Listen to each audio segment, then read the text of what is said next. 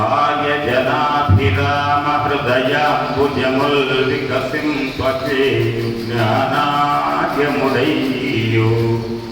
ఆర్తజనతాంబుధిచంద్రుడు ఆర్తజనతాంబుధిచంద్రుడు కీర్తనీయ ధీవరీయుడు అశేష శిష్య జన వందిత పాదుడునైన కృష్ణమాచార్యులకెక్కిరాలకు కృష్ణమాచార్యులకెక్కిరాలకు వినతులు నమస్కృతులు.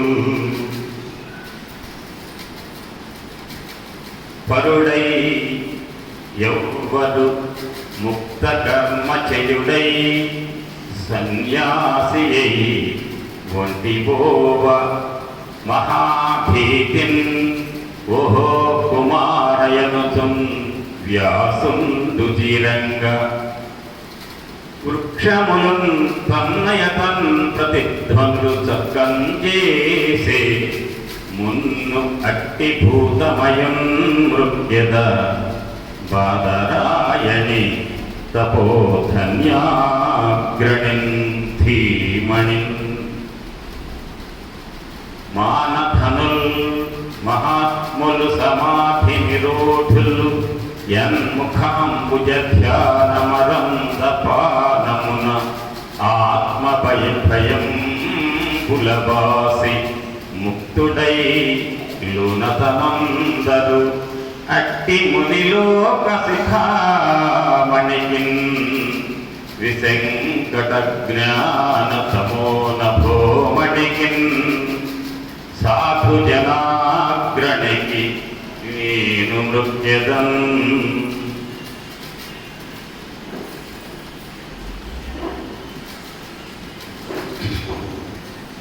కూడా వినుంటే అనండి ఒకసారి. ఎక్కిరాల కులోద్భూతం విశుద్ధ దివ్యమానసం వందే సత్కరుణా సింధుం భరద్వాజ గురుత్తమం.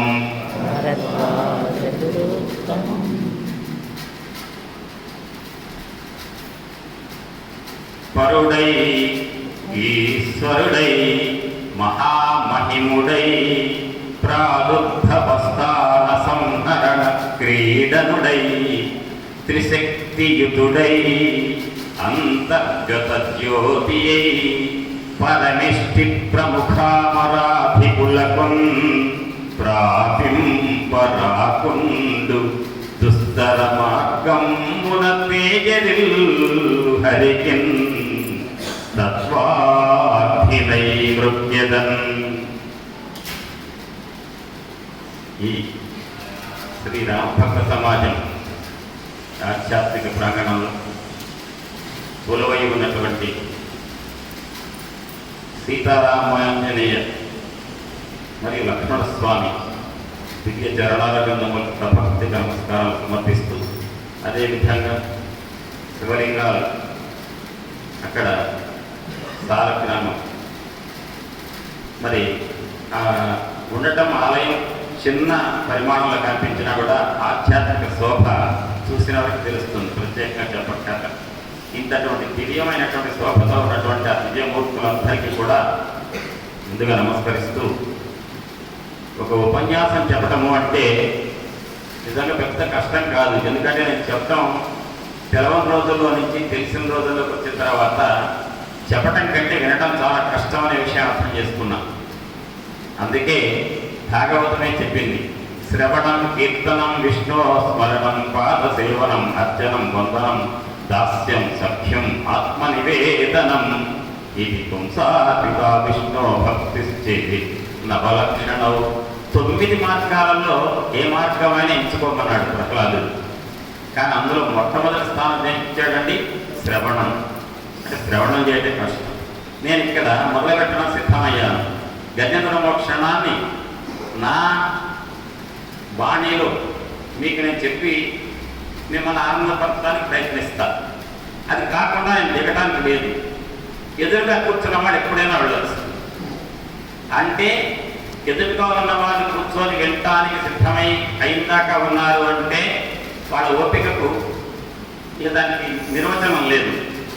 అంటే కష్టంతో కూడుకున్నది ఏంటంటే వినటం. కాబట్టి అంత కష్టంతో కూడుకున్నటువంటి క్రియను చేపట్టడానికి మీ అందరికీ కూడా ముందుగా వందనాలు సమర్పిస్తూ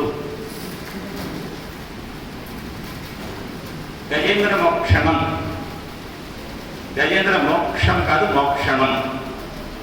ఇందులో సరే మొదలుపెట్టిన తర్వాత ఏ మార్గంలో వెళ్తామనేటువంటిది నడుస్తూ ఉంటే అదే తెలుస్తూ ఉంటుంది. ముందుగా నేను ఏదనుకున్నా ఆ ప్రాణానికి ఇక్కడ నడవచ్చు, నడవకపోవచ్చు. కాకపోతే ఇక్కడ ఉన్న అందరూ కూడా అనేక సార్లు గజేంద్ర మోక్షం విని ఉన్నవాళ్లే.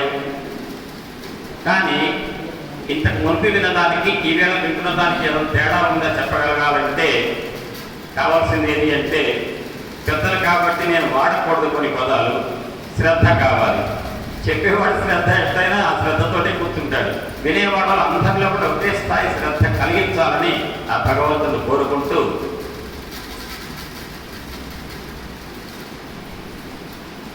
భాగవతాన్ని సుఖ మహర్షి వ్యాసదేవుడి యొక్క కుమారుడు, పాండవ మధ్యముడైన అర్జునుడి యొక్క మనవడు పరీక్షిత్తుకు బోధించారు గంగాతీరంలో. వారం రోజుల్లో మోక్షేచ్ఛతో వినడానికి సిద్ధమైనటువంటి పరీక్షిత్ మహారాజుకు చెప్పారు సుఖ మహర్షి. చెబుతూ పోతున్నారు భాగవతాన్ని. మరి మధ్యలో ఆయన వినడానికే కదండి కూర్చుంది, చెప్పి ఆయన చెప్పుకుంటూ పోవచ్చు కదా. మధ్యలో ప్రశ్న అన్నమాట. ఎందుకో తర్వాత తెలుస్తుంది. ఏమంటారు?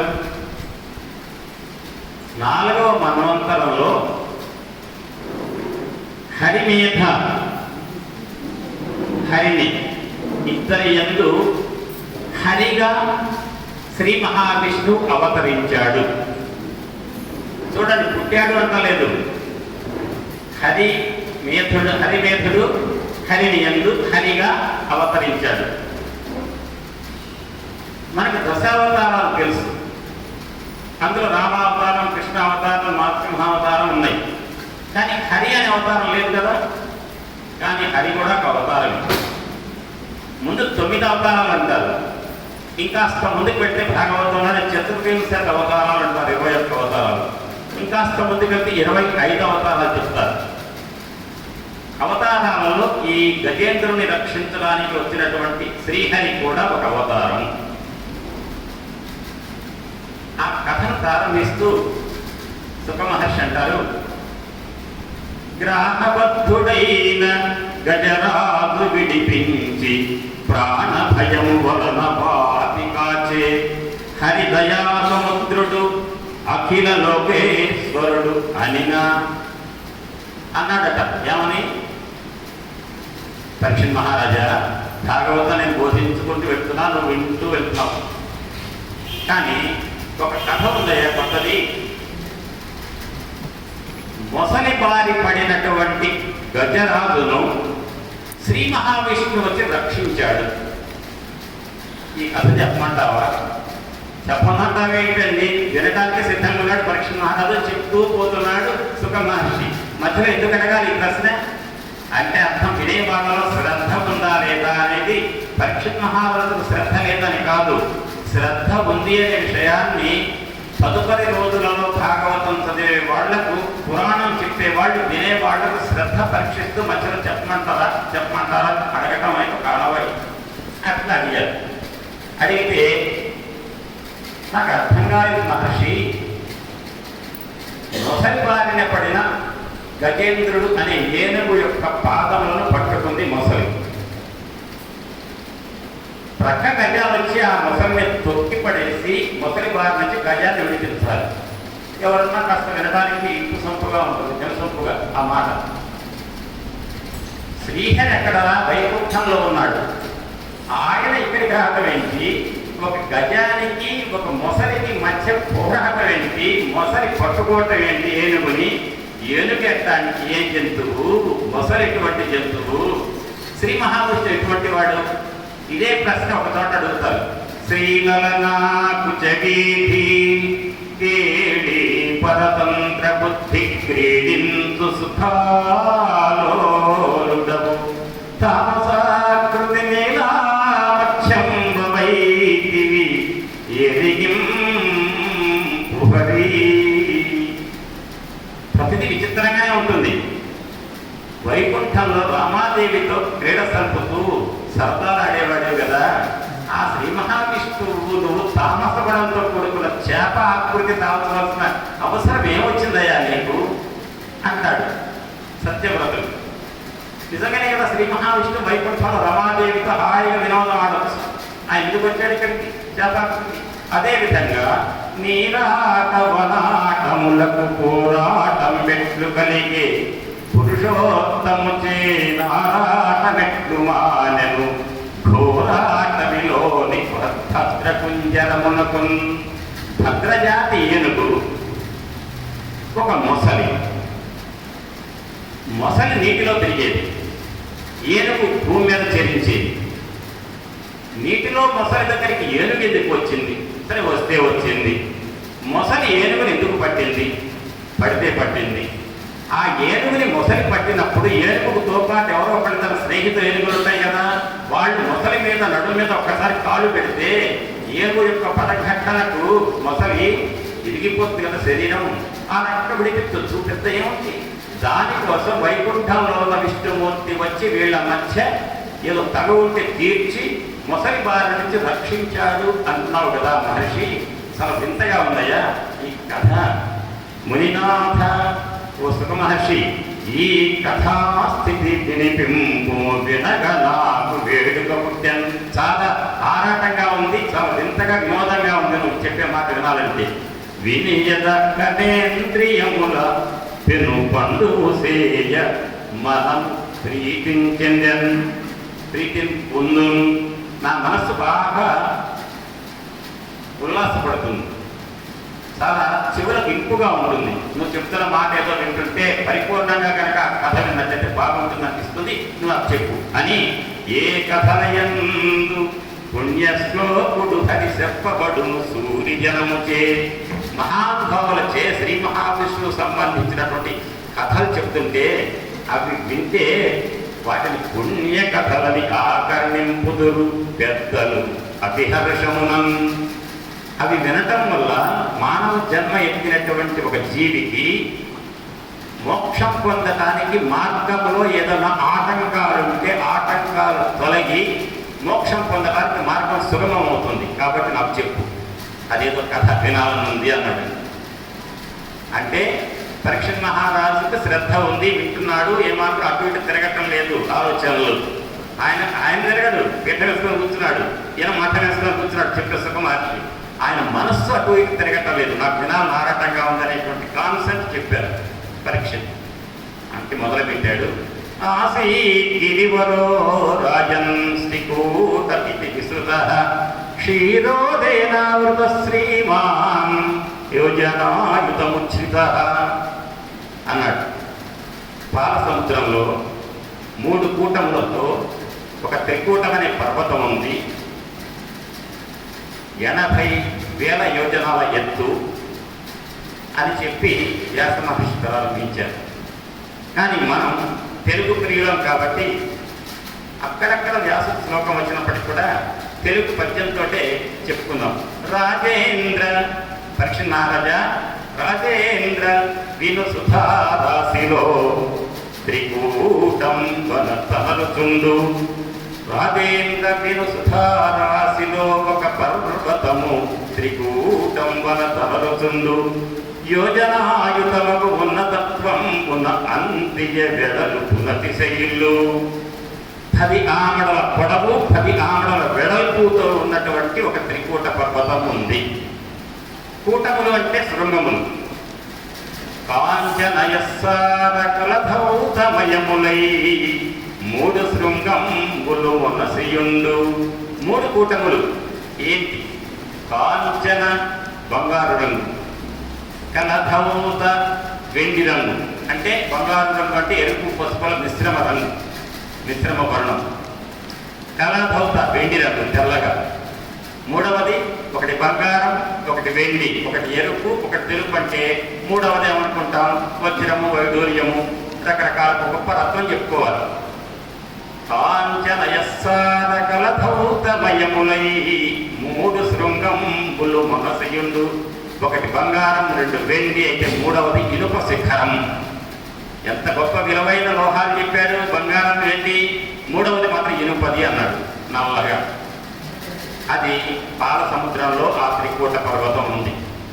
ఆ త్రికూట పర్వతం మీద, అంత పెద్ద పర్వతం మీద అనేక రకాల చెట్లు ఉన్నాయి. ఆ చెట్లు అట్టండి అన్ని ఋతువులలో అన్ని పుష్పపు చెట్లు, అన్ని ఫల వృక్షాలు అన్నీ ఇప్పుడు కూడా ఎరగ పూస్తాయి, ఎరగ కాస్తాయట. ఎప్పుడన్నా ఎండాకాలం వస్తే మామిడికాయలు కాస్తాయి, శీతాకాలం వస్తే ఉసిరికాయలు కాస్తాయి.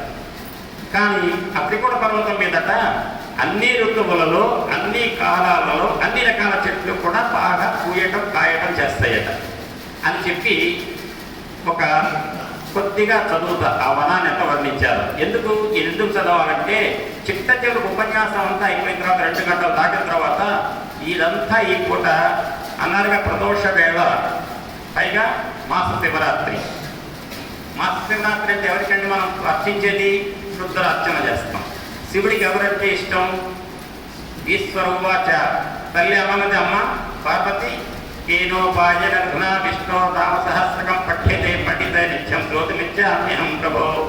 అయ్యా మహానుభావ, నాదా భూలోకంలో ఎవరికన్నా సంస్కృతం రాక పొరపాటు విష్ణు సహస్రనామం రావడం చదవటం చేత కాకపోతే వాళ్ళకి పరిష్కారం చెప్పండి అంటే, ఈశ్వరువాచ శ్రీరామ రామ రామేతి రమే రామే మనోరమే సహస్రనామ తత్తుల్యం రామనామ వరాననే. 3 సార్లు రామ రామ రామ రామ రామ రామ అంటే చాలంటే విష్ణురామ సమానం. ఎవరు ఈ పరిష్కారం చెప్పినైనా? శివుడు. అంటే ఆయనకి రాముడి మీద అపారమైన గౌరవం ఉంది. రాముడికి ఎవరి మీద గౌరవం ఉంది? శివుడి మీద ఉంది. వాళ్ళిద్దరికి ఏ ఇబ్బంది లేదు. ఇబ్బందులు కొంతమందికే వస్తుంది. శివుడు లేడంటారు, రాముడి దేవుడు అంటారు. రాముడికి శివుడికి భేదం లేదనేటువంటి గొప్ప జ్ఞానాన్ని కోల్పోతున్నప్పుడు వచ్చే మాటలు అట్నే ఉంటాయి. ఇప్పుడు చెప్పండి, శివుడు ఎంత గొప్పవాడు అంటే రామనామాన్ని 3 సార్లు అంటే విష్ణు సహస్రనామం సమానం అన్నాడు. కాబట్టి ఇప్పుడు శివుడిని అర్చించినటువంటి ఈ మాస శివరాత్రి ప్రదోష వేళ ఎవరి గురించి చెప్పుకుంటే శివుడు సంతోషిస్తారు? కృష్ణుని. కాబట్టి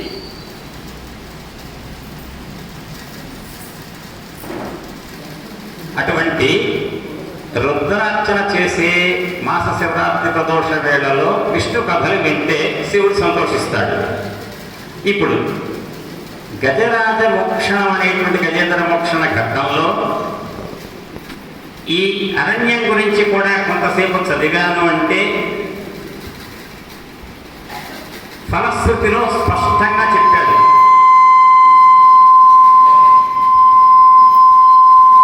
చదువుతున్నా, నేను చెప్తున్న ప్రతిదీ కూడా ఫలశ్రుతికి పనికొచ్చేది.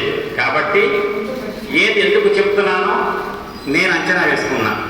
దయచేసి ఇది ఎందుకు చెప్తున్నాడు, వనం గురించి ఒక 2 నిమిషాలు వేసి మాతులుంగ నవంగలుంగ చూత కేతకి భల్లాద కామ్రాత సరళ పనస బదరీ వకుళ వంజుల బట కుటజ కుంద పురవక పురంటక కోవిదార ఖర్జూర నారికేళ సింధువార చందన పిచుమంద మందార జంబూ జంబీర మాధవి మధుక తాన తక్కువ తమాల హిందాల సాల సాల ప్రియాడు బిల్వా మనక క్రమక కదంబ కడవీర కదలీక పిట్ట కాంచన కందార శిరీష సింధుపాశోక పలాస నాగ పున్నాగ చప్పక శతపత్ర మరొక మల్లికామ తల్లిక ప్రముఖ నిరంతర వసంత సమయ సౌభాగ్య సంపదం కురిత పల్లవిత కోరకిత కుసుమిత ఫలిత లలిత విటప విటపి వీరు నివహలాంకృతమును మణివాలుక అనేక విమల పులిన తరంగిణి సంగత విచిత్ర విద్రములత మహోద్యాన సుఖపిక నికర నిశిత సమంచిత చుంచుకోట్ నిర్దలిత శాఖ శాఖాంత పరిపక్వ ఫలరంధ్ర ప్రవర్షిత రస ప్రవాహ బహుళంబును అని చెప్పి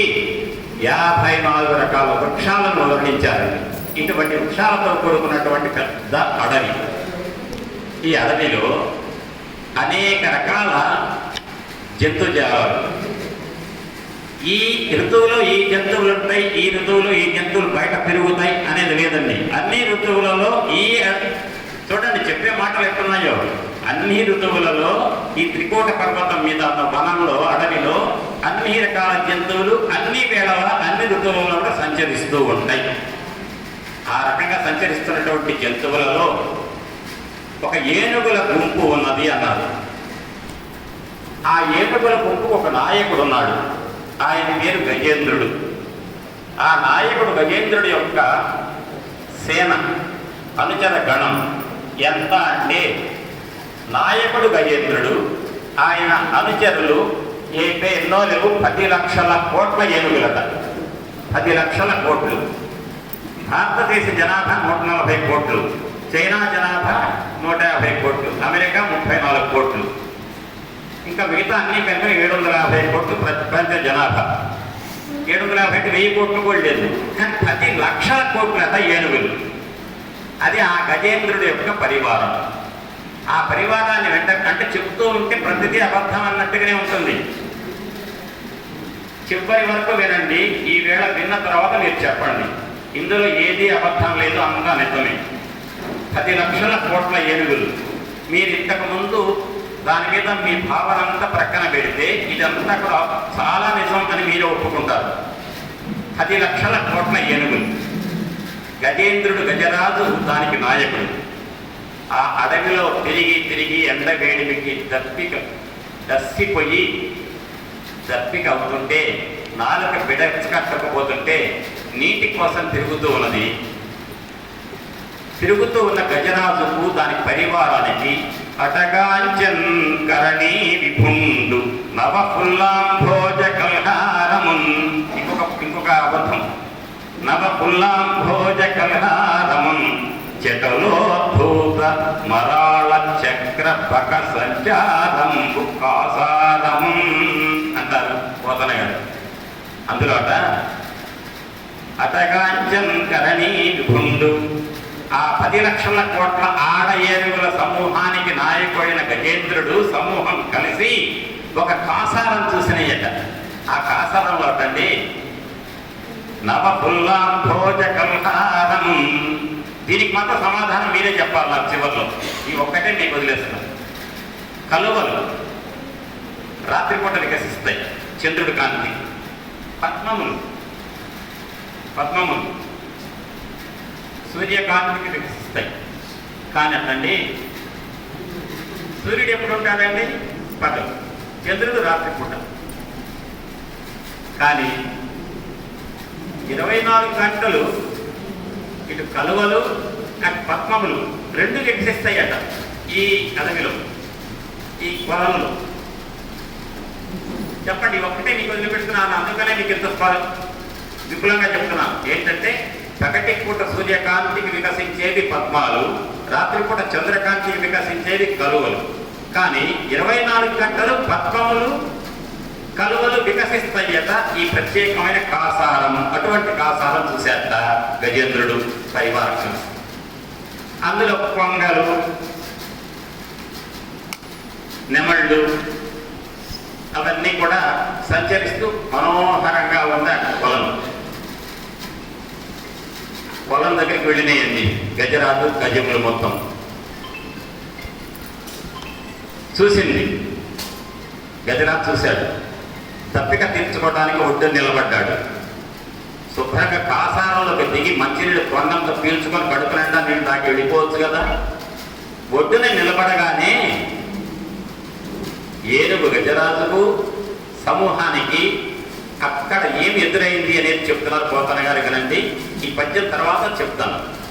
తోయజ గంధంబుతో గిన్న చల్లని మెల్లని గాఠుల మేనులరా కమల నాళాహార విమల కలహంసతవములు శివుల పండులు సేయ ఫుల్ల దిందీవరాంభోరు హామోదంబు ఘ్రాణరంభంబుల గారవింప నిర్మల కల్లోల నిర్గతాసారంబు వదన గహ్వరముల వాడు నేర్ప త్రిజగదభినవ సౌభాగ్య దీప్తమైన విభవ వీక్షణములకు విందు సేయ అరిగి పంచేంద్రియ వ్యవహారములను మరచి మత్తే వయూధంబు మడుగుదొచ్చే అంటారు పోతన్న గారు. ఇక్కడ మొదలవుతుంది అసలు కార్యక్రమం. ఏంటంటే తోయజ గంధంబుతో గిన చల్లని మెల్లని గాట్పుల మేను నలరా. ఒడ్డున నిలబడి మంచినీళ్ళు తాగుదాము నచ్చి ఒడ్డున నిలబడ్డది గజేంద్రుడు సమూహం. నిలబడగానే ఆ కొనలు సరస్సులో ఉన్నటువంటి నీళ్ల అలల మీద అటుగా వస్తుందట పైరగాలి. ఆ చల్లటి గాలి ఈ ఏనుగు గజరాజుకు, పరివారపు ఏనుగులకు, ఆడ ఏనుగులకు అందరికీ కూడా చర్మం మీద చల్లటి గాలి రాగానే హాయిగా చర్మం అనే స్పర్శేంద్రియం సుఖాన్ని ఇచ్చిందట. కమల నాడాహార విమలవ కలహం సరవములు శివులు పండువులు సేయ. అక్కడ రాయంచలు తామర పూళ్ళు కొరికి మంచి రాగాన్ని ఆలాపిస్తుంటే కంఠం నుంచి అది వినపడగానే ఆ ఏనుగు గజరాజుకు, పరివారానికి చెవులకు ఇంపుగా ఆ ధ్వని ఆనందపడుతూ కర్ణేంద్రియములు సుఖాన్ని అనుభవిస్తున్నాయట. పుల్లదిందీవరంభోరుహామోదంబు ప్రాణరంధ్రంబులగారవింప. విరిసిన ఆ తామర కలువలు, ఇద్దరు విరుస్తారు చెప్పా కదండి.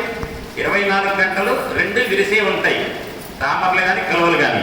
వాటి నుంచి వచ్చేటువంటి ఆ సువాసన ముక్కు పుటాలకు తగిలి ఘ్రాణేంద్రియం అనే ముక్కు అనే ఇంద్రియము సుఖాలాసకు లోనైనయ్యటండి ఏనుగు. నిర్మల కల్లోల నిర్గతాసారంబు వదన గహ్వరముల వాడుదేత్వ. సరస్సులో అలల మీద గాలి రాగానే అలల మీద నుంచి ఎగిరిపడి వచ్చినటువంటి ఆ చల్లటి నీటి బిందువులు నాలుకపై పడగానే గజ సమూహం మొత్తానికి కూడా దప్పిక చిన్నగా తీరి ఆ రసనేంద్రియం నాలుక. ఎండాకాలం బాగా దప్పిక అవుతున్నారని కుండలో మంచినీళ్ళు, అంటే నాకు ఫ్రిడ్జ్ నీళ్ళు పడవ కాబట్టి కుండలో నీళ్ళు అంటున్నా. కుండలో చల్లటి నీళ్లు నాలుగు మీద పోసుకుంటే ఎట్లుంటుందండి, ఎంత బలం వచ్చినట్టు ఉంటుంది. ఆ రకంగా చల్లటి నీళ్లు నాలుకపై పడగానే రసనేంద్రియం నాలుక చాలా సుఖాన్ని అనుభవించింది. త్రిజగదభినవ సౌభాగ్యతిక్తమైన విభవ వీక్షణములకు విందుసేయ. ఆ సరస్సులో చరించేటువంటి పక్షులు, హంసలు, రాయహంసలు, చుట్టుపక్కల ఉన్నటువంటి మంచి చెట్లు, ఆ ప్రకృతి సౌందర్యం అంతా కూడా ఈ ఏనుగుల గుంపుకు కళ్ళు అనేటువంటి చక్షుంద్రియం ఉండే దృశ్యేంద్రియం, వీటన్నిటికీ కూడా అన్ని ఏనుగుల్ని సుఖానికి గురి చేసిందట. ఈ రకంగా 5 ఇంద్రియములు కూడా సుఖానికి లోనై గజరాజు మరియు అనుచరుల సమూహం అదే పారవస్యంలో మడుగులకు దిగినాయట. ఎవరి నోట్లో నీళ్లు పడ్డాయి కదా, దప్పికి తీరుతోంది కదా, కొని ఇంకా తీరల పూర్తిగా మడుగులకు దిగినాయి. నీళ్లు తాగిన తొండంతో తాగగానే వెళ్ళిపోవచ్చు కదా, కానీ మంచినీళ్ళు తాగాను దప్పిక తీరిందనే విషయం కూడా మర్చిపోయినాయట ఏనుగులు. మర్చిపోయి ఈ పంచ ఇంద్రియాలకు ఇప్పుడు చెప్పాను వరుసగా సుఖాలు, ఆ సుఖాలకు బానిసైపోయిందట ఆ ఏనుగుల గుంపు మొత్తం. అక్కడే ఉండిపోయిందట.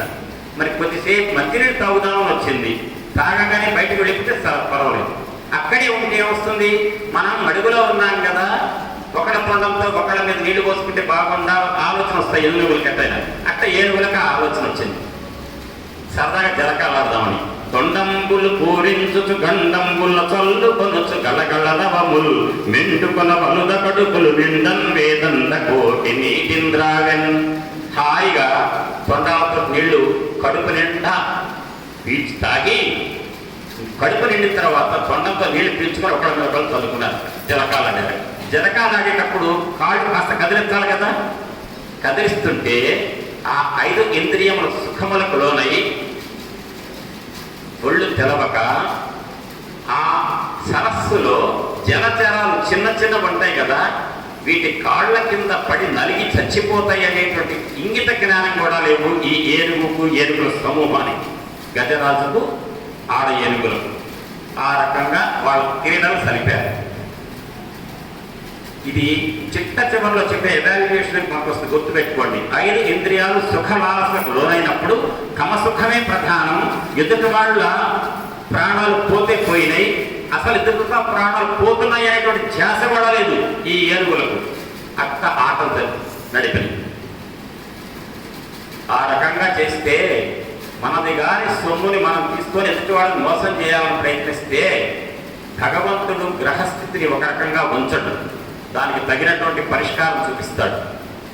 సరసిలో నుండి పొడగని సంభ్రమించి ఉదరి కుప్పించి లంఘించి హుంకరించి భాను కబళించి పట్టే స్వద్భానుపగటి ఒక్క మకరేంద్రుడు ఇభరాజు నుడిసి పట్టే.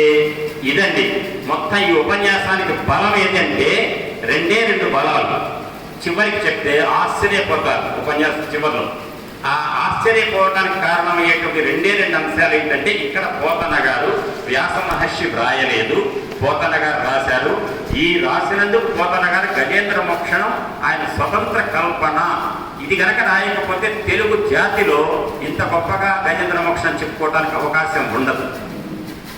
అంత గొప్ప మాట ఏంటంటే, భాను కబళించి పట్టు స్వర్భానుపగతి ఒక్క మకరేంద్రుడు ఇభరాజు నుడిసి పట్టే. ఆ సరస్సులో ఎప్పటించో ఎదురు చూస్తూ రోషం మీద ఉంది, ఎప్పుడు దొరుకుతుందో అవకాశం మింగేద్దాం చూస్తుంది కోపంతో. వ్యాసుడు ఏమన్నాడంటే, గ్రాహో బలియాం శరణే వృషాగ్రహీత్ అంతే. బాగా రోషంతో, కోపంతో, క్రోధంతో అక్కడెక్కడ దాక్కుందో కానీ ఆ మూల సరస్సులో ఒక్కసారిగా క్రోధంతో వచ్చి ఎగిసి పడుతూ అలలు ఆకాశాన్ని కట్టుతున్నాయా అన్నంతగా నీటిని చిమ్ముతూ ఒక్కసారి వచ్చి ఆ గజరాజుని ఆడ ఏనుగులను పట్టుకోలే, గజరాజు యొక్క ముందు కాలుని ఇంత గట్టిగా పట్టిందండి. ఎంత గట్టిగా పట్టిందంటే కొద్దిసేపట్లో తెలుస్తుంది. ఎంత గట్టిగా అంటే విదిలించుకోవడానికి అవకాశం లేదు, అంత గట్టిగా పట్టింది. ఎట్లా పట్టిందో పోతన గారు, భాను కబళించి పట్టు స్వద్భాను పగిలి ఒక్క మకరేంద్రుడు ఇభరాజు నుడిసి పట్టే. ఏంటంటేనండి, గజరాజును మొసలి ఎట్లా పట్టింది అంటే, సూర్యగ్రహాన్ని ఇక్కడ స్వర్భాను అన్నాడు, అంటే రాహువు సూర్యుడిని పట్టినట్టు పట్టిందట. ఏదైనా పెద్దలారా వినండి, చాలా గొప్ప మాట ఇది. సూర్యుడిని రాహువు పట్టినట్టు. సూర్యుడిని రాహువు ఎప్పుడు పడతాడండి? గ్రహణం అన్నాడు. ఎప్పుడు ఏడాదిలో 2 సార్లు 3 సార్లు లేదా 4 సార్లు అంతే కదా గ్రహణం. అట్ట పట్టిందట. అది పోల్చారు. అది అయిన తర్వాత ఇక ముందేముందండి, ఓహో ఏదో నీటి పురుగు పట్టుకుందిలే, నా కాలు పడుతుందట ఏనుగు గజరాజు. ఎవరిని పట్టుకుంది? గజరాజుని. మిగిలిన ఆడ ఏనుగులను పట్టుకోలే. పట్టుకోగానే ఒక నీటి పురుగు పట్టుకుంది అని విదిలించుకోవటం కోసం ఒక్కసారి కాదులు విదిలించిందట. ఎంతో విదిలించిందట. ఎంత విదిలించినా వదిలించలేకపోయింది గజేంద్రుడు మొసలిని. అప్పుడేంటిగా, నేను ఎంత విదిలించినా కూడా నా విదిలింపుకు నీకు లెక్క లేదా మొసలి అని చెప్పి ఏనుగు ఏం చేసింది? ఒడ్డుకు లాక్కోపోవడం ప్రయత్నం చేసింది మొసలిని. మొసలి ఏం చేసింది? నీళ్లలో నుంచి బయటికి ఒడ్డుకు వెళ్తే దీనికి ప్రాణం ఉండదు మొసలికి. నీళ్లలో ఉండేట్టు చూసింది మొసలి. ఒడ్డుకు లాగాలని చూసింది గజం, నీళ్లలో ఉండేట్టు చేయాలని చూసింది మొసలి.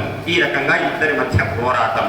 ఆ పోరాటాన్ని పోతన గారు కరి దిక్కుచు మకరి సరసికి కరి దరికి మకరి దిక్కుచు కర కరి బెరయన్ కరికి మకరికి కరి బలమనుచును అతల కుతల పట్టులు అతులు పడుచున్ అన్నారు.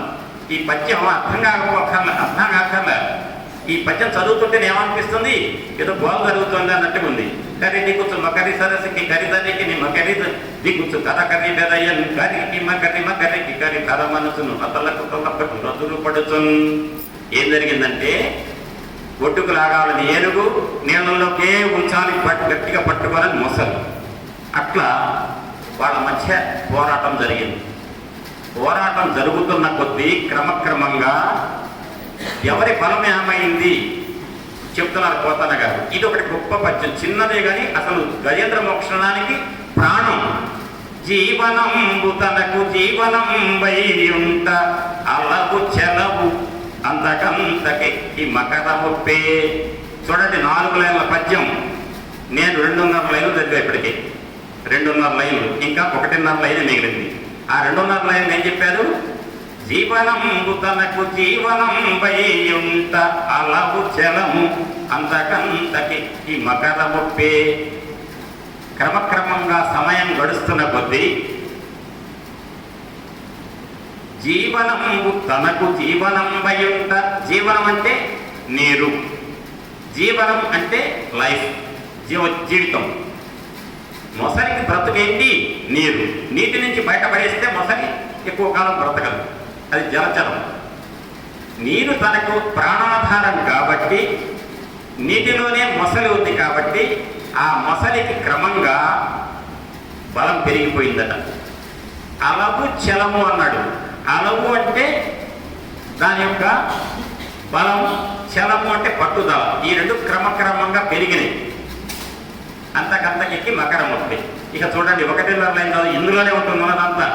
దస్సె మత్తే భమల్లంబు బహుళ పక్ష సీతభానుపగిది. దస్సె మత్తే భమల్లంబు బహుళ పక్ష సీతభానుపగిది.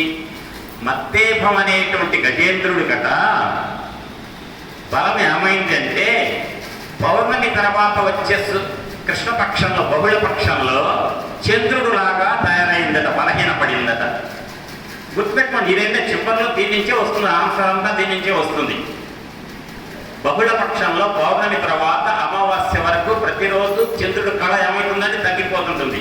ఆ రకంగా బలహీనపడిందట గజేంద్రుడి యొక్క బలం. ఇది నీళ్లలో నమసలి దిగిడి ఏనుగు పట్టి బయట కుక్క చేత భంగపడును.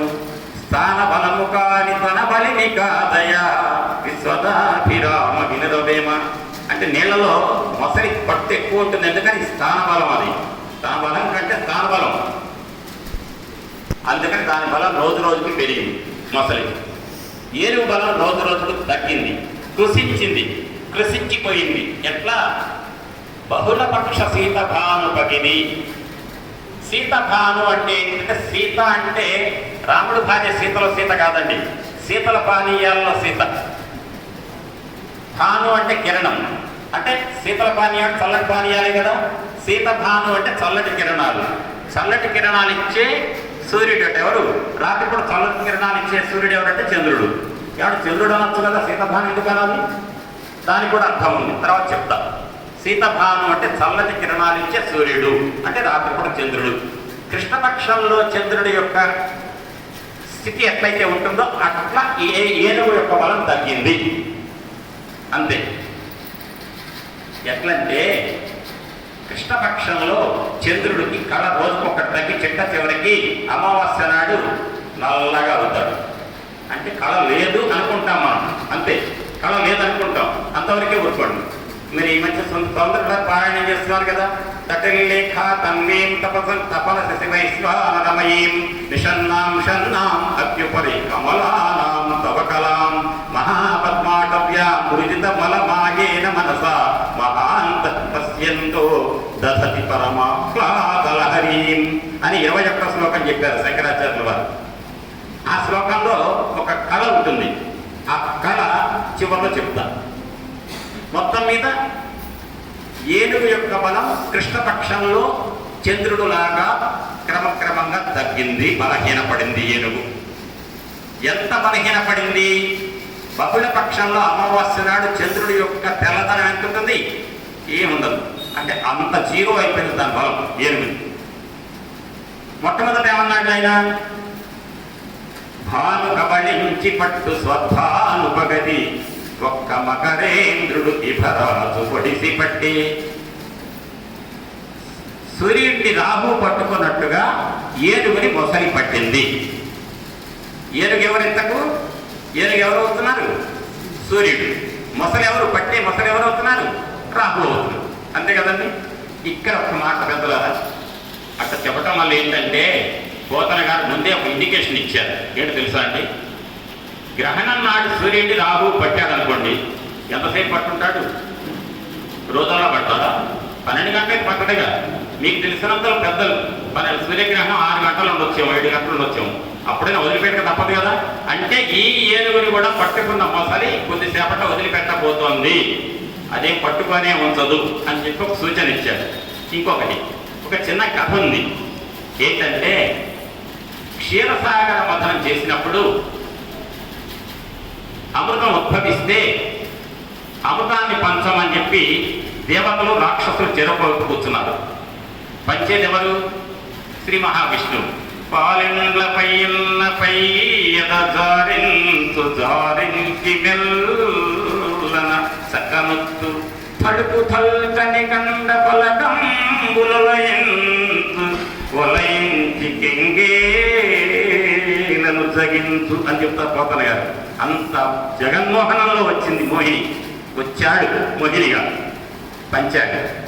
పంచుతుంటే రాక్షసుడట, అరే నాకు ముందర 15 మందికి కూడా అస్సలు అమృతం రాదా, ఈయనకు మాయగాడి పంచాయన, దేవతలకేమో అమృతం దొరుకుతుంది, మా బ్యాచ్ దొరకట్లేదు రాక్షసులకి, నేను పోయి అవతల పోతే సరి పొద్దున ఒకసారి దూకేట.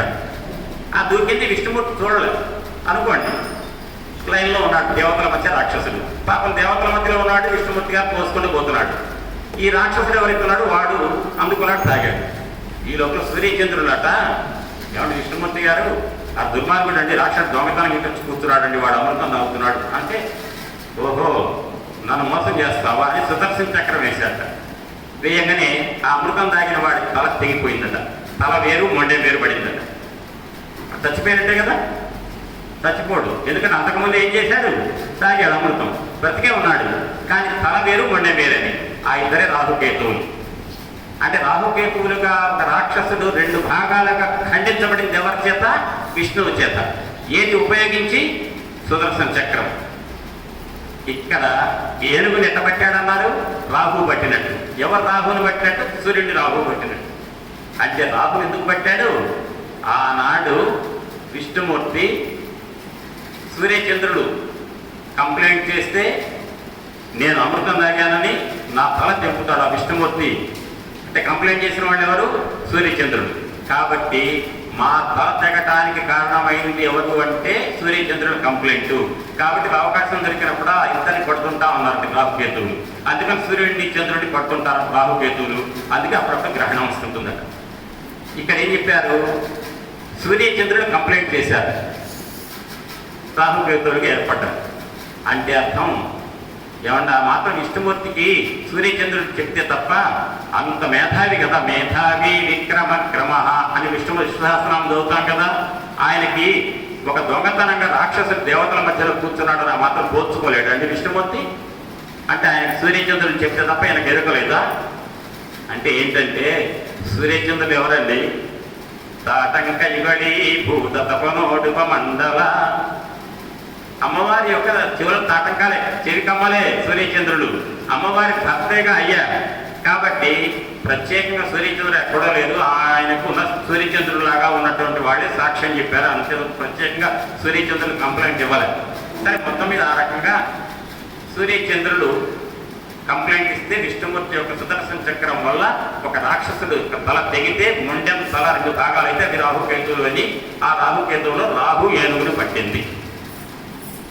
రెండవది, ఈ పోరాటంలో క్రమంగా బలమేమైంది? కృష్ణపక్షంలో చంద్రుడు లాగా బలహీనమైపోయాడు గజేంద్రుడు. ముసలేమైంది? స్థాన బలం వల్ల బాగా బలము, దాని యొక్క పట్టుదల పెరిగిపోయింది. పోరాటం జరిగింది. ఎట్ట పట్టిందో చెప్తున్నా, వివరణ చివరిలో చెప్తా. చాలా గొప్ప వివరణ, మామూలు వివరణ కాదది.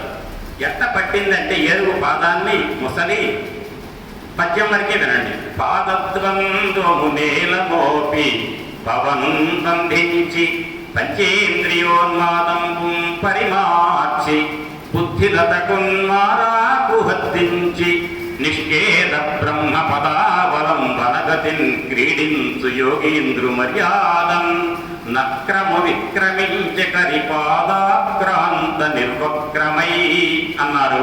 ఈ పద్యం చివరిలో చెప్పి వివరణ చెప్తా, చాలా గొప్ప వివరణ. అట్ట పట్టిందటండి ఏనుగుని మొసలి. పట్టడం వల్ల ఏనుగు బాగా చిక్కిపోయింది.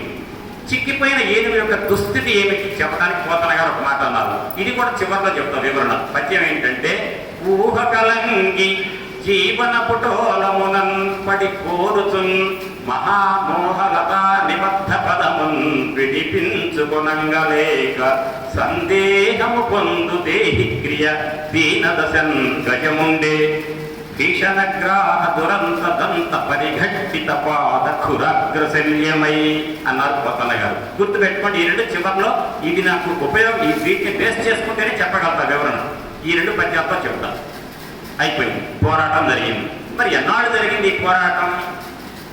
అలయక సొలయక వేసట నొలయక కరి మకరి తోడ ఉద్దండత రాత్రులు సంఖ్యలు దివసంబులు సనిపెన్ కోరు 1000 సంవత్సరములు. ఆ ఏనుగును మొసలికి మధ్య పోరాటం ఎన్నాళ్ళు జరిగింది? 1000 సంవత్సరాలు జరిగింది. నిజంగా 1000 సంవత్సరాలు ఎవరన్నా బ్రతుకుతారండి? పురాణాల్లో 1000 సంవత్సరాలు బ్రతికినట్టుందే. అంటే దశరథ మహారాజుకి 60,000 సంవత్సరాలు, హిరణ్యకశిపుడికి 60,000 సంవత్సరాలు పురాణం చెప్తుంది. కానీ ఏనుగు 60,000 సంవత్సరాలు బ్రతుకుతుందా? మొసలు 60,000 సంవత్సరాలు బ్రతుకుతుందా? మరి 1000 సంవత్సరాలు పోరాటం జరిగిందంటూ ఆ పోరాటం జరగడానికి ముందు కొంత సమయం బ్రతికింది కదా ఏనుగు. అంటే ఇది ఒక అబద్ధం. ఈ అబద్ధంలో ఉన్న నిజం ఏంటో చివరిలో వస్తుందని చెప్పే కదా. ఈ అబద్ధాలన్నీ వస్తున్నాయి. గజరాజ మోక్షణంబును నిజముగ పఠించునట్టి నియతాత్ములకు గజరాజ వరదుడిచ్చును గజతురగస్యందనములు కైవల్యంబు. ఈ పూట నేను ఉపన్యాసం చివరికి ముగించబోయే ముందు చివరి పద్యం ఇది. ఏంటి ఇంతసేపు మీ ప్రదోష వేళలో మాస శివరాత్రి నాడు గజేంద్ర మోక్షణ కథ వినడం ద్వారా ఏంటి మనకు ఒరిగేది అంటే ఇది. గజరాజ మోక్షణంబును నిజముగా పఠించునట్టి నియతాత్ములకు. నిజముగా పఠించడం అంటే నిజంగా పఠించడం అబద్ధంగా పఠించడం ఉంటాయా? ఉంటుంది, చెప్తా. గజరాజ వరదుడిచ్చును గజతురగస్యందనములు కైవల్యంబున్. ఇది ఫలశ్రుతి చివరిలో చెప్తా. ఇక ఇప్పుడు మొదలుపెట్టిన ఒక్కొక్కటి వినండి. ఊహ కలంగి జీవన పుటోలమునం పడిపోరుచున్ మహామోహనత నిబద్ధ పదమున్ విడిపించుకునంగలేక సందేహము పొందు దేహి క్రియ దీనదశన్ గజముండే భీషణగ్రాహ దురంత దంత పరిఘట్టిత పాద ఖురాగ్రశల్యమై. ఇప్పటి వరకు చెప్పిన కథ కొంచెమే. ఏనుగులు గుంపు ఒకటి ఉంది, అటు ఇటు తిరిగింది, ఎండ వేడికి నాలుక పెద్ద కట్టుకోపోయింది, తప్పి కోసం ఒక నీటి సమూహం కోసం చూసింది, నీటి ఆసారం కనపడింది, అందులో దిగుదామని చూస్తుంటే ఒడ్డునుంటేనే హాయిగా ఇంద్రియాలన్నీ ఆనందపడ్డాయి. అయినా మడుగులకు దిగినాయి, నీళ్లు తాగినాయి. ఆ నీళ్లు తాగి వెళ్ళిపోకుండా ఆ జలకాలాడినాయి. ఆ సమయంలో పాదాల కింద చనిపోతున్నటువంటి at the cost of others, we should not live at the cost of others అంటాం. ఎదుటి వాళ్ళ ప్రాణాలు పణంగా పెట్టి మనం జీవించకూడదు, సుఖం ఆనందపడకూడదు అంటాం. కానీ ఏనుగులు చేసిన పని ఏంటంటే వాళ్ళ కాళ్ళ కింద నలుగుడికి లోనై పోయి అనేక జలచరాలు ఉంటే వాటి యొక్క బాధ గురించి పట్టించుకోకుండా ఏనుగులు జలకాలాడినాయి. ఆ రకంగా చేసేటువంటి వాళ్లకు గ్రహస్థితి ఎప్పుడు ఒక రకంగా ఉండదు, తారుమారైతుంది. ఆ తారుమారవుతుంది అనడానికి గుర్తుగా గ్రహస్థితి బాగలేదు అనడానికి గుర్తుగా గ్రాహం వచ్చి పట్టింది. సంస్కృతంలో గ్రాహం అంటే మొసలి పట్టింది. పట్టగానే అప్పటి వరకు మంచి ఆనందంగా గజరాజు 10 లక్షల కోట్ల భార్యలతో ఆనందంగా తిరుగుతున్నటువంటి ఒక్కసారి ఆ మొసలి పట్టుకులోనయ్యాడు, ఏడుపు మొదలు పెట్టాడు. అంటే మనం ఎదుటి వాళ్ళ యొక్క సొమ్ముని యుక్తి పుణ్యానికి తీసుకొని వాళ్ళ బాధ పెడితే దానికి భగవంతుడి ఇచ్చే శిక్ష ఇట్లే ఉంటుందనేటువంటిది ఒక అంతరార్థం ఇందులో. అప్పుడు గజరాజు పెనుగులాడాడు మొసలితో. గజరాజు పెనుగులాడాడు మొసలితో. ఎన్నాళ్ళు అంటే ఒక 1000 సంవత్సరాలు. 1000 సంవత్సరాలు. ఇప్పుడు చెప్పండి, ఏనుగు యొక్క పరిస్థితి ఏంటంటే చిక్కి శల్యమైంది, దానివల్ల కాలేదు, దాని శరీర బలం తగ్గిపోయింది, తను ఏమీ చేయలేని దుస్థితికి వచ్చింది. అప్పుడు జాగ్రత్తగా గమనిస్తే ఏనుగు ఎక్కడ దిగిందండి? ఇప్పుడు మీరు ఇంతసేపు చెప్తున్న ఏనుగు 10 లక్షల కోట్ల భార్యలట. ఒక ఏనుగు ఎంత ఉంటుందండి? ఇంతలావు. ఇంకో ఏనుగు అంతలావు. ఒక గజము ఇంకో గజము మధ్య ఒక గజమన్నా ఉండాలి స్థలం. ఎందుకు? జలకాలు ఆడాలంటే. అట్లాంటి గజముకు గజ స్థలం అంటే మధ్యలో ఎంత ఉంటాయండి? అట్లాంటి ఏనుగులు 10 లక్షల కోట్ల ఏనుగులు పట్టాలంటే సరస్సు ఎంత ఉండాలండి? మన భూమండలం సరిపోతుందా? చాలు. అదొక అబద్ధం. ఈ అబద్ధాలన్నింటినీ ఎక్కడ నిజం అనేది చివరిలో చెప్తా అన్నాను కదా. ఇప్పుడు గమనించాల్సింది ఏంటంటే ఏనుగు దిగింది ఎందులో కంటే కాసారంలోకి. కాసారంలో పట్టింది ఎవరు? గ్రాహం, మొసలి. ఇక ఇప్పుడు చెప్తున్నా వినండి, ఈ కథ నిజంగా ఏనుగు కథ కాదు, మన కథే, ప్రతి జీవుడి యొక్క కథే. ఇందులో ఏనుగు అని చెప్తున్నానే గజరాజని, ప్రతి మనిషి గజరాజే. ఆ గజరాజు అనేటువంటి సంకేతంగా చెప్పబడ్డటువంటి జీవుడి కథ. గజరాజు దిగింది కాసారంలో, పట్టింది గ్రాహం. మానవుడి దిగేది సంసారంలో.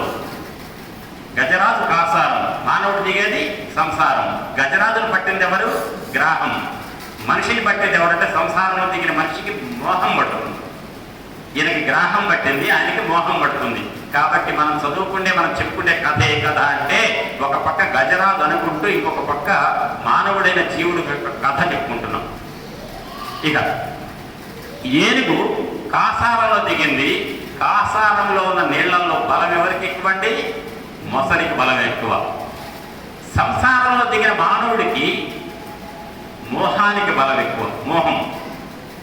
ఇక్కడేమో గ్రాహం, అక్కడ మోహం. మోహం అంటే ఏంటంటే, కామ క్రోధ లోభ మోహ మద మాత్సర్యాలనే 6 శత్రువులు ఉంటాయి ప్రతి మనిషిని పట్టి పీడించేది. మోహం అంటే కామం, కోరిక, నాకు అది కావాలి, తీరింది, మళ్ళీ నాకే కావాలి, రేపు కూడా నాకే కావాలి. ఆ పదవి ఒక తీరలేదు, గెలవలేదు, నేను ఓడిపోవడానికి వాడు కారణం అని వాడి మీద కోపం, క్రోధం. అంటే కామం తీరితే మోహం, తీరకపోతే క్రోధం. తీరింది, మోహం తీరింది. నా ఒక్కడికి ఏంటి, మా అబ్బాయికి కూడా ఇస్తే టికెట్ బాగుండు, లోభం. అంటే పదవి నాకే కాదు, వచ్చేసారి నాకే కాదు, నా కొడుకు కూడా, తర్వాత నా కోడలకి. ఇదంతా లోభం, మోహం. ఇట్లా పెరిగిపోతుంది. చిట్ట చివరికి పదవులన్నీ తనకి వస్తే, తన ఇంట్లో ఉన్న కొడుకుకి, కోడలకి, భార్యకి, అల్లుడికి, అందరికీ మదం పెరుగుతుంది. ఎవరు లెక్క చేయడు. మదం పెరిగిన తర్వాత కూడా ఎవడో వచ్చి, నీకు మీ ఇంట్లో, నీకు మీ ఆవిడికి, మీ కొడుకు, కోడలకి కదా ఉంది పదవి, ఆ ఇంట్లో అయితే 2 బిడ్డలకి 2 అల్లుళ్ళకి కూడా ఇచ్చారనగా, ఓహో వాడు నాకంటే ఎక్కువ వచ్చినాయి ఆవిడికి పదవులు అని వాడి మీద అసూయ. ఇది మాత్సర్యం. అంటే ప్రతి మనిషికి కామం ఒక్కటి అదుపులో పెట్టుకోకపోతే, కామ క్రోధ లోభ మోహ మద మాత్సర్యాలనే 6 శత్రువులతో ప్రతి మనిషి కూడా ఇబ్బంది పడవలసిందే. అందులో మహాభయంకరమైనది ఏదంటే మోహం. అందుకే అందరికీ తెలుసు, మీకు భగవద్గీత కృష్ణ పరమాత్మ అర్జునుడికి ఎందుకు చెప్పాల్సి వచ్చింది?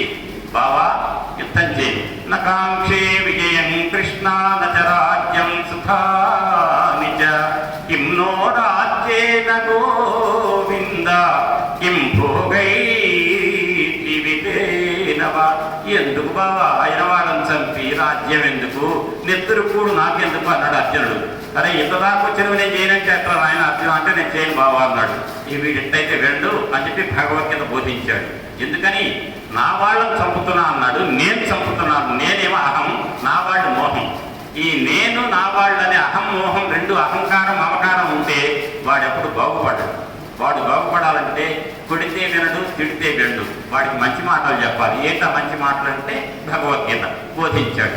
చిట్ట చివరిని అడిగాడు, ఖచ్చితేత సుతం పార్థ త్వయేకాగ్రేణ చేతస ఖచ్చిత జ్ఞాన సమ్మోహ ప్రణష్టస్తే ధనంజయ అని ప్రశ్న అడిగాడు. ఏమయ్యా అర్జున, ఇంతసేపు భగవద్గీత బోధించా కదా, నీ మోహం ఏదైతే ఉందో తీరిందా అంటే, నష్టో మోహ స్మృతిర్లబ్ధ త్వత్ప్రసాదాన్మయాచ్యుత స్థితోస్మి గత సందేహ. ఏమండి, నాకు మోహం తీరిపోయింది, నువ్వేం చెప్తే చేస్తా అంటే. అర్జునుడు అప్పుడు పట్టుకొని పీడించింది ఏదండి? గీత చెప్పడానికి ముందు మోహం. ఆ మోహం పోయిందా అంటే పోయింది. అంతకుముందు బావా అన్నాడు, ఇప్పుడు బావా లేదు, కృష్ణ అన్నాడు. అంటే భగవంతుడిగా తెలుసుకున్నాడు కృష్ణుడిని ఎప్పుడు భగవద్గీత బోధించిన తర్వాత. అప్పుడు భగవంతుడు కృష్ణుడు అర్జునుడికి గీత ఎందుకు బోధించాడంటే మోహం పోగొట్టడానికి. అంటే అర్థం ఏంటంటే, ఎందుకు చెప్పాల్సి వచ్చిందంటేనండి, మనిషిని పట్టించేట్టు మహా భయంకరమైనటువంటి శత్రువు ఏదంటే మోహం. ఇప్పుడు ఇక్కడ నేను మీకు చెప్పాను, కాసారంలో దిగింది గజం, దాని గ్రాహం పట్టుకుంటే సంసారంలో దిగినటువంటి జీవుడిని పట్టుకునేది మోహం. ఆ మోహం ఒక్కటే చాలా ప్రమాదానికి హేతు అవుతుంది. ఆ మోహం పోవాలి. తర్వాత నీటిలో మొసలికి బలం ఎక్కువ, సంసారంలో మోహానికి బలం ఎక్కువ. ఆ రకంగా బలవంతం అయిపోయింది మోహం ప్రతి మనిషికి. ఇక్కడ కథ అంతా గజేంద్రుడే చెప్తా ప్రస్తుతం. చివరిలో దీన్ని మనిషికి అనువర్తిస్తా. అంటే ఈ విషయాలన్నీ ఎట్లా మానవుడు ఎట్లా ఎదుర్కొంటున్నాడు సమాజంలో అనే దాన్ని చెప్తా చివరిలో. కాబట్టి ఇప్పుడు నేను చెప్తున్న ప్రతిదీ గజేంద్రుడు అన్నానంటే ప్రతి వాళ్ళు నేను గజేంద్రుడు అనుకోవాలంటే. నేనంటే అచ్యుత రామారావు కాదు, ఎవరికి వాళ్ళు ప్రతి వాళ్ళు నేను ఒక గజేంద్రుడు అనుకోవాలి. కాబట్టి ఆ గజేంద్రుడు కాసాలలో దిగాడు, గ్రాహానికి బద్ధుడయ్యాడు, విడిపించుకోలేక ప్రయత్నం చేసి సాధ్యం కాక అప్పటి వరకు ఏమనుకున్నాడంటే నేను నా శరీరం ఇంతలా ఉన్నా నాకెంత ఇది ఒక నీటి పురుగు అనుకున్నాడు. మొసలిని ప్రయత్నం చేశాడు, శక్తి అంతా పీల్చేసింది మొసలి, శక్తిహీనుడైపోయాడు గజేంద్రుడు. అప్పుడు ఏం చేయాలి క్రమంగా గమనించాట. పృథ్వీశక్తిన్ గజమా జలగ్రహముతో పెక్కేండ్లు పోరాడి, చాలా సంవత్సరాలు పోరాడి సంశిథిలంబై తన లావు వైరి బలమున్ చింతించి మిథ్యా మనోరథమింకేటికి దీని గెల్వ సరిపోరంసు సవ్యథమై ఇట్లను పూర్వపుణ్య బల దివ్య జ్ఞాన సంపత్తితో. ఇది గొప్ప అండి. ఈ వాక్యం చాలా గొప్పది. చివరి వాక్యం. ఆ గజేంద్రుడు అంత బాధపడుతూ ఉంటే మొట్టమొదటి ఏమన్నాడు, నాకు 10 లక్షల కోట్ల భార్యలు ఉన్నాడని చెప్పి పైలా పసిస్గా తిరిగాడు, ఇష్టం వచ్చినట్టు అహంకరించాడు. నా శరీరం ఇంతలా ఉంది, ఆఫ్టర్ నాకు ఒక మొసలు లెక్క అనుకున్నాడు. తొక్కుదాం చేద్దాం అనుకున్నాడు, గుంజాడు, ప్రయత్నం చేశాడు. పెద్దలారా గమనించండి, ఇక్కడ మీకు ఒక అనుమానం రావచ్చు. గజరాజును మొసలి పట్టి గట్టిగా పట్టింది. చుట్టూ భార్యలు ఎంతమంది ఉన్నారు? 10 లక్షల కోట్లు. వాళ్ళు వచ్చి ఈ మొసలి నడుము మీద ఒక కాలు పెడితే ఏమైపోతుంది? మొసలి ముక్కలైపోతుంది, నడుము విరిగిపోతుంది కదా. నడుము రకంగానే ఏమైతుంది? వదిలిపెట్టేస్తుంది, వదిలిపెట్టాలి. అప్పుడట భార్యలందరూ చిన్నగా నాకెందుకు వచ్చింది, మళ్ళీ కాసేపు ఆగితే నన్ను పట్టుకుంటుందేమో అని చెప్పేసి భార్యలందరూ ఒడ్డెక్కారు. ఒడ్డుకెక్కి నా భర్తతో మొసలి ఎట్ట పడుతుంది, పట్టు గట్టిగా పట్టిందా అని చూస్తున్నాయట భార్యలంతా. గజేంద్రుడేమో నానా పెరుగులాటకు లోనయ్యాడు. ఎవరు దింపారు కాసారంలోకి? భార్యలు. ఎవరు ప్రోత్సహించారు? ఎవరు రుచులోకి దింపారు, రొంపిలోకి దింపారు? భార్యలు, తోటి వాళ్ళు. ఆ తోటి వాళ్ళు ఎవరైతే ప్రోత్సహించారో వాళ్ళు ఒక్కళ్ళ ఆదుకోలేదు. సమయం వస్తే అందరూ ఒడ్డుకెళ్ళి చూస్తున్నారు. ఈయన ఒక్కడే పోరాడాడు. ఒక్క ఏనుగే పోరాడింది ఒక్క మొసలితో. గత జన్మలలో చేసిన పూర్వ పుణ్య ఫలము వల్ల గుర్తొచ్చింది. పూర్వ పుణ్య బల దివ్య జ్ఞాన సంపత్తితో అన్నారు పోతన గారు. తత్తం బుద్ధి సంయోగం లభతే పౌవదేహికం యతతే చతతో భూయ సంసిద్ధౌ గురునందన అంటారు భగవద్గీతలో కృష్ణుడు. గత జన్మలో చేసినటువంటి సాధన ఫలితం ఉట్టిగా పోదట. ఈ జన్మలో చేసే ఆధ్యాత్మిక చింతన, ఆధ్యాత్మిక సాధన ఎక్కడికి పోదటండి. సడన్ గా ఎవరన్నా శరీరాన్ని వదిలిపెడితే ఎక్కడి వరకు సాధన చేశాడో అక్కడి నుంచే వచ్చే జన్మలో మళ్ళీ మొదలు పెడతాడట. ఈ జన్మలో కంటే ఎక్కువ వేగంతో చేస్తాడట వచ్చే జన్మలో సాధన. అది గీతలో కృష్ణుడు చెప్పాడు. ఆ శ్లోకం ప్రకారం, పోతనగా ఇచ్చిన పద్యం ప్రకారం గజేంద్రుడికి, ఏనుగుకి పూర్వజన్మలో ఏదో పుణ్యం చేసుకొని పెట్టి పుట్టాడు. ఆ పుణ్యం ప్రభావం వల్ల మెరుపు లాంటి ఐడియా వచ్చిందట, ఒక మంచి స్ఫురణ. వెంటనే ఒక్క మాట ఇక్కడేనండి, ఎవరన్నా మనలాంటి వాడు నిజంగా కనుక అటువంటి పెరుగులాటంలోనే శక్తి అంతా పిండుకొని బలహీన పడితే వెంటనే ఏం ఆలోచిస్తారు? 2 రకాలు ఆలోచించొద్దని మానవుడు. ఒకటి, ఎవట్రా నన్ను ఇట్లా చేసింది, ఎవరు ప్రోత్సహించారు అనే క్రోధంతో ఆలోచిస్తాం. ఒకటి, మంచివాడు ఏం ఆలోచిస్తాడంటే నాకు ఈ బాధ వచ్చిందంటే, నేను ఈ మోసానికి గురయ్యానంటే నేనేనాడో చేసిన తప్పు, అందుకని అనుభవిస్తున్నా అంటాడు తెలియగలవాడు. జిల్లేళ్ళపూడి అమ్మ మీరు వినే ఉంటారు. అమ్మ అన్నది వివేకం అవివేకం అంటే ఏంటి అమ్మ అని అడిగితే ప్రశ్న, తనను తాను విమర్శించుకుంటే వివేకం, ఎదుటి వాళ్ళని విమర్శిస్తే అవివేకం అన్నది జిల్లేళ్ళపూడి అమ్మ. ఇట్ట చూపిస్తే తప్పు, ఇట్ట చూపించేటప్పుడు నా కళ్ళి 3 వేళ్ళు ఉన్నాయి కాబట్టి నన్ను నేను ఆలోచించుకోవాలి. ఇట్ట చూపించే ముందు ఆ తప్పు ఒక నా వల్ల జరిగిందేమో అని కనుక తనలో తాను కనుక సెల్ఫ్ ఇంట్రాస్పెక్షన్, ఆత్మ పరిశీలన చేసుకుంటే విషయం బయటపడుతుంది. కాబట్టి ఎప్పుడైనా తనను తాను విమర్శించుకోవటం వివేకం, ఎదుటి వాళ్ళని విమర్శించడం అవివేకం. అప్పుడు గజేంద్రుడు ఏం చేశాడు తెలుసా అండి? నా భార్యను 10 లక్షల కోట్ల మంది నా ఎంట తిరిగి నాతో ఎంజాయ్ చేశారు, ఇప్పుడు మొసలి పట్టుకుంటే ఒడ్డు మీదకి వెళ్తారా రండి అని వాళ్ళ నాన్న గజేంద్రుడు. ఏమండి చాలా జాగ్రత్తగానండి, మామూలు మాట కాదు ఇది. గజేంద్రుడు భార్యలు ఒడ్డుకెళ్ళి చూస్తే దిక్కు చోద్యం చూస్తున్నారే వాళ్ళ నాన్న గజేంద్రుడు రాజు.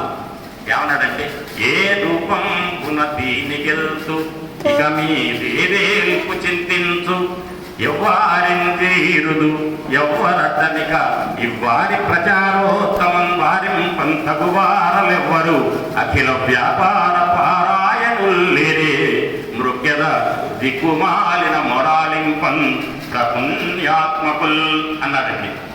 ఎంత గొప్ప మాట అంటే, గజేంద్రుడికి వచ్చిన ఆలోచన ఏంటంటే, ఏ దేవతను ఆరాధించాలి నేను, ఏ దేవత నన్ను కాపాడగలుగుతుంది ఈ సమయంలో అంటే. అప్పటి వరకు ఏం చేశాడు గజేంద్రుడు, నా శరీరం నా బలం. ఇప్పుడే వచ్చే ముందు పెద్దవారు సార్, ఎందుకంటే పెద్దవాళ్ళ పేర్లు తలవడం నాకు ఇష్టం లేక పేర్లు అంటాం లేదు సార్. ఇక్కడ వచ్చేటప్పుడు ఇంటి దగ్గర బయలుదేరబోయే ఒక అరగంట ముందు అన్నారు, ప్రతివాడు నేనని నా శరీరం కోసం పట్టుకొని కూర్చుంటాడు, అది వదిలిపెట్టలేకపోతున్నారు అన్నట్టుగానే గజేంద్రుడు నా శరీరం నేను నాకింతలా ఉన్నా అని శరీరాన్ని నమ్ముకున్నాడు. శరీరాన్ని నమ్ముకున్నాడు నేను. ఆ శరీరం ద్వారా వచ్చిన భార్యలు నా వాళ్ళు, నేను అహం, నా వాళ్ళు మమకారం, నేను నాది బలం, నా వాళ్ళు ఎవరు, నాది బలం, నా వాళ్ళు బలగం, నా వాళ్ళు బలగం, నాది బలం. నా బలాన్ని నమ్ముకున్నా అయిపోయింది, నా బలగాన్ని నమ్ముకున్నా నా బలగం కూడా అడిపోయింది. అంటే నా బలగం ఏమైంది, దూరం ఒడ్డులో కూర్చొని చోద్యం చూస్తుంది, నా బలగం ఏమైంది కృషించుకుపోయింది. ఇక నేనేం చేయాలి, ఇప్పుడు ఏ స్తోత్ర పారాయణ చేయాలి, ఏ హోమం చేయాలి, అదే అడిగాడు గజేంద్రుడు. ఏ రూపం దీనికెళ్తూ, అదే ముందే నేను ఏ స్తోత్ర పారాయణ చేయాలి, ఏ గజేంద్ర మోక్షం వినాలని ఆలోచన రావచ్చుగా. అంటే అహంకరించి ఒళ్ళుపై తెలవకుండా తన శరీర బలం, తన ధన బలం, తనకున్నటువంటి మంది బలం చూసుకొని విర్రవీగి అంతా అయిపోయి ఎదురు తిరిగితే, గ్రహస్థితులు ఎదురు తిరిగితే అప్పుడు ఏ స్తోత్ర పారాయణం చేయాలి, ఏ జపాలు చేయించుకోవాలి. ఆ జపాలను ముందు నుంచి చేసుకుంటే ఆ గోల్ రాదు కదా. అంటే గజేంద్రుడు ఎవరో కాదు, జీవుడే మనలాంటి వాడు.